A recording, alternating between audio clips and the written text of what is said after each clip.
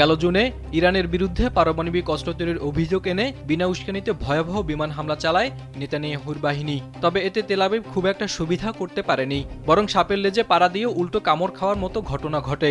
ইরানের বিধ্বংসী সব ক্ষেপণাস্ত্র হামলার মুখে ভেঙে পড়ে ইসরায়েলের নিরাপত্তা বলয়। এরপর 12 দিনের মাথায় নেতানিয়াহুকে বাঁচাতে তড়িঘড়ি করে যুদ্ধবিরতির ঘোষণা দেয় যুক্তরাষ্ট্র। তবে এ যুদ্ধের পর থেকেই আবার ইরানে পাল্টা হামলা চালানোর হুমকি দিয়ে আসছে ইসরায়েল। আর কিভাবে এই হামলা চালানো হবে তার ফিরিস্তি তুলে ধরতে এ মাসেই ওয়াশিংটন সফরে যাচ্ছেন নেতানিয়াহু।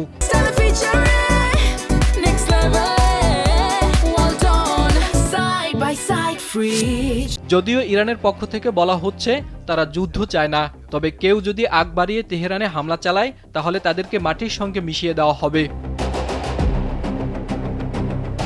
এদিকে গেল জুনে ইরানের সঙ্গে 12 দিনের যুদ্ধে জড়িয়ে আশানুরূপ ফলাফল পায়নি ইসরায়েল। আর সেই কথাটি এবার অকপটে স্বীকার করলেন নেতানিয়াহু। বলেন, ইরানের ক্ষেপণাস্ত্র হামলার মুখে তাদের নিরাপত্তা বলয় ভেঙে পড়ে, আর এতে ক্ষেপণাস্ত্রগুলো ইসরায়েলের গভীরে গিয়ে আঘাত হানে। এই যুদ্ধের পর থেকে ইরান তাদের পারমাণবিক ও ক্ষেপণাস্ত্র কর্মসূচি জোরদার করছে, এমন অভিযোগ তুলে ইসরায়েল তাদের অস্তিত্ব রক্ষায় আবারও হামলার ছক কষছে।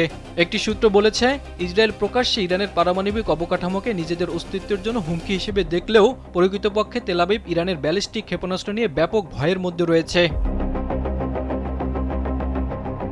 আগামী 29 ডিসেম্বর যুক্তরাষ্ট্রের ফ্লোরিডায় ট্রাম্পের মারে-লাগো রিসোর্টে নেতানিয়াহু ও ট্রাম্পের মধ্যে বৈঠক অনুষ্ঠিত হবে।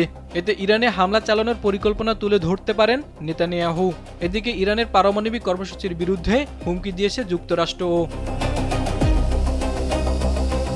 জাহিদুল ইসলাম, কালবেলা।